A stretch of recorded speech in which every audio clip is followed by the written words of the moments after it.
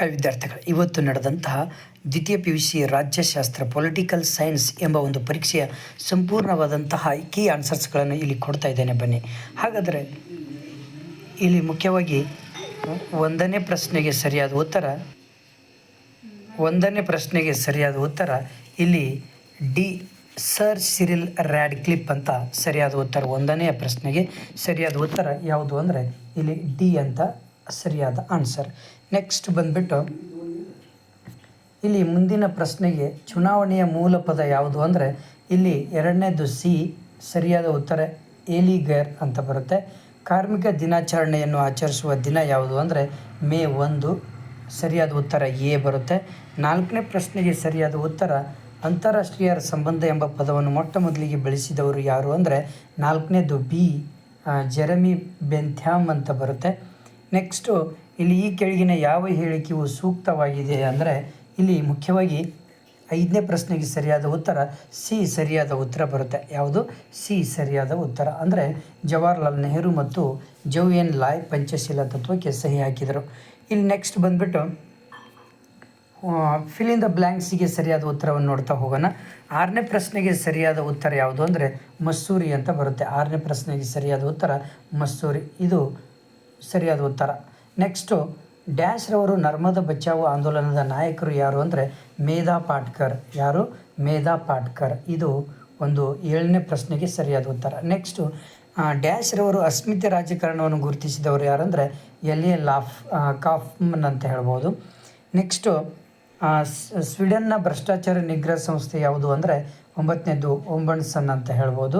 Next 10ನೇ ಪ್ರಶ್ನೆಗೆ ಸರಿಯಾದ ಉತ್ತರ ಬಾಂಗ್ಲಾದೇಶ ಉದಯವಾದ ವರ್ಷ 1971ರಲ್ಲಿ. ನೆಕ್ಸ್ಟ್ ಹೊಂದಿಸಿ ಬರೆಯಿರಿ ಸರಿಯಾದ ಉತ್ತರ ಹೇಳ್ತಾ ಹೋಗ್ತೇನೆ. ಇಲ್ಲಿ ಎ ಪ್ರಶ್ನೆಗೆ ಸರಿಯಾದ ಉತ್ತರ ಯಾವುದು ಅಂದರೆ 1885. ಇದು ಮೊದಲನೆಯ ಪ್ರಶ್ನೆಗೆ ಸರಿಯಾದ ಉತ್ತರ. ಇಲ್ಲಿ ಓಕೆ, ಮೊದಲನೇ ಪ್ರಶ್ನೆಗೆ ಸರಿಯಾದ ಉತ್ತರ ಯಾವುದು? 1885. ನೆಕ್ಸ್ಟ್ ಬಂದುಬಿಟ್ಟು ಅಕ್ಷರ ಕ್ರಾಂತಿ ಜ್ಯೋತಿಬಾ ಫುಲೆ. ಅಕ್ಷರ ಕ್ರಾಂತಿ ಯಾವುದು? Jyotiba Phule. Okay. Next laissez faire, ಮುಕ್ತ ಮಾರುಕಟ್ಟೆ. ಯಾವುದು? ಮುಕ್ತ ಮಾರುಕಟ್ಟೆ. ನೆಕ್ಸ್ಟು ಡಿ ಯಾವುದಂದರೆ ಲೀಗ್ ಆಫ್ ನೇಷನ್ಸ್ 1920ರಲ್ಲಿ ಆಗಿರುತ್ತೆ. ಈ ಪೆರೋಸ್ಟ್ರಿ ಪುನರ್ರಚನೆ ಆಗಿರುತ್ತೆ. ಓಕೆ, ಇಷ್ಟು ಇಂಪಾರ್ಟೆಂಟ್. ನೆಕ್ಸ್ಟ್ ಬಂದುಬಿಟ್ಟು ಇಲ್ಲಿ 1 ಅಂಕದ ಪ್ರಶ್ನೆಗಳನ್ನು ನೋಡೋಣ. ನೋಡಿ, ಭಾರತದಲ್ಲಿ ಮತ ಚಲಾಯಿಸಲು ಕನಿಷ್ಠ ವಯೋಮಿತಿ ಎಷ್ಟು? 18 ವರ್ಷ. ಸರಿಯಾದ ಉತ್ತರ 18 ವರ್ಷ. ಮೂಕನಾಯಕ ಪತ್ರಿಕೆಯನ್ನು ಪ್ರಾರಂಭಿಸಿದವರು ಯಾರಂದರೆ ಅಂಬೇಡ್ಕರ್ ಅವರು. ಜಿಲ್ಲೆಯಲ್ಲಿ ಮಾನವ ಹಕ್ಕುಗಳು ರಕ್ಷಿಸುವ ಮುಖ್ಯಸ್ಥರು ಯಾರಂದರೆ ಜಿಲ್ಲಾಧಿಕಾರಿ. ಬ್ರಿಕ್ಸನ್ನು ವಿಸ್ತರಿಸಿ ಅಂದರೆ Brazil, Russia, Bharat, China, south Africa. 5 ರಾಷ್ಟ್ರಗಳ ಹೆಸರು ಬರೆದರೆ ಆಯಿತು. ಭಾರತ ಸಂವಿಧಾನದ ಯಾವ ವಿಧಿ ವಿದೇಶಾಂಗ ನೀತಿಯ ಬಗ್ಗೆ ಉಲ್ಲೇಖಿಸುತ್ತದೆ ಅಂದರೆ 51ನೇ ವಿಧಿ. ಓಕೆನಾ? 51ನೆಯ ವಿಧಿ ಇಲ್ಲಿ ಸೂಚಿಸುತ್ತೆ. ನೆಕ್ಸ್ಟು 17ನೇ ಪ್ರಶ್ನೆ ಸರಿಯಾದ ಉತ್ತರ ನೋಡೋಣ.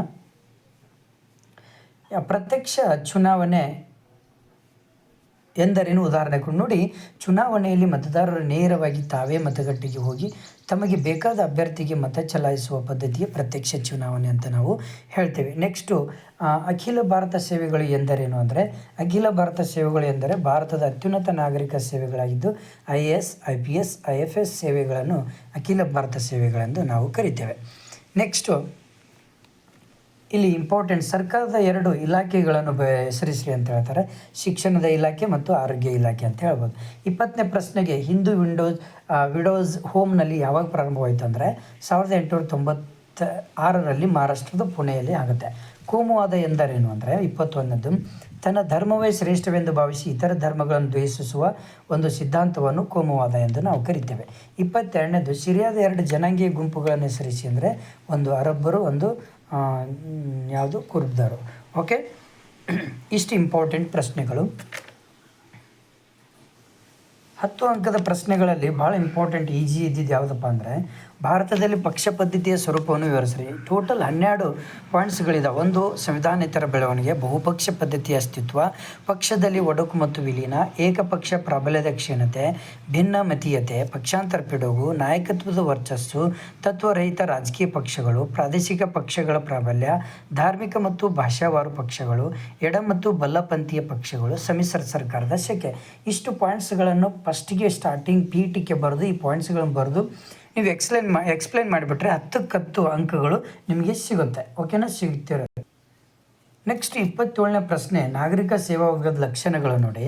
ಭಾಳ ಈಸಿ ಇದೆ. ಒಂದು, ವೃತ್ತಿನಿರತ ವರ್ಗ, ಇಷ್ಟು ಪಾಯಿಂಟ್ಸ್ಗಳನ್ನ ಬರೀಬೇಕು ನೀವು. ಇನ್ನೊಂದು, ಅಧಿಕಾರ ಶ್ರೇಣಿ ಪದ್ಧತಿ, ರಾಜಕೀಯ ತಾಟಸ್ಥ್ಯ, ಅನಾಮಧೇಯತೆ, ನಿಷ್ಪಕ್ಷಪಾತತೆ, ಸೇವಾ ಮನೋಭಾವ. ಟೋಟಲ್ 6 ಪಾಯಿಂಟ್ಸ್ಗಳಿದ್ದಾವೆ. ಹೌದಾ? ಈ 6 ಪಾಯಿಂಟ್ಸ್ಗಳನ್ನು ಕರೆಕ್ಟಾಗಿ ಬರೆದ್ಬಿಟ್ರೆ ಸಾಕು. ನೀವು ಬರೆದು ಎಕ್ಸ್ಪ್ಲೇನ್ ಮಾಡಬೇಕು, ಆವಾಗಲೇ ನಿಮಗೆ ಔಟ್ ಆಫ್ ಮಾರ್ಕ್ಸ್. ನೆಕ್ಸ್ಟ್ ಪ್ರಶ್ನೆ ಬಂದುಬಿಟ್ಟು 31ನೇ ಪ್ರಶ್ನೆ ನೋಡಿ.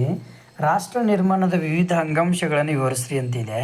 ಇಲ್ಲಿ ನೋಡಿ, ಫಸ್ಟ್ ಯಾವುದೆಲ್ಲ ಪಾಯಿಂಟ್ಸ್ಗಳು ಅಂದರೆ, ಜನತೆಯ ಬೆಂಬಲ 1 ಪಾಯಿಂಟ್ಸ್, ಉತ್ತಮ ಆಡಳಿತ 2 ಪಾಯಿಂಟ್, ಬದ್ಧತೆಯಿಂದ ಕೂಡಿರುವ ನಾಯಕತ್ವ, ಹಾಗೆ ರಾಜಕೀಯ ಸಂಸ್ಕೃತಿ, ಹಾಗೆ ಅಧಿಕಾರದ ಹಂಚಿಕೆ, ಸಾರ್ವತ್ರಿಕ ಶಿಕ್ಷಣ, ರಾಷ್ಟ್ರೀಯ ಗುಣ, ಸಮೂಹ ಮಾಧ್ಯಮಗಳು, ಜವಾಬ್ದಾರಿಯುತ ಬೌದ್ಧಿಕತೆ, ರಾಷ್ಟ್ರೀಯ ಸಮಗ್ರತೆ. ಎಷ್ಟು? ಇದು 31ನೇ ಪ್ರಶ್ನೆ. ಓಕೆ, ಇಷ್ಟು ನಿಮಗೆ ಹೇಳಿದ್ದೇನೆ. ಇವು ಇಲ್ಲ ಕೂಡ ಬರೆದ್ರೆ ಸಾಕು, ನಿಮ್ಗೆ ಔಟ್ ಆಫ್ ಸಿಗುತ್ತೆ. Okay, thank you friends. ನಿಮ್ಮ ಫ್ರೆಂಡ್ಸಿಗೆ ಶೇರ್ ಮಾಡಿ, ಹಾಗೆ ನನ್ನ ಚಾನಲನ್ನು ಸಬ್ಸ್ಕ್ರೈಬ್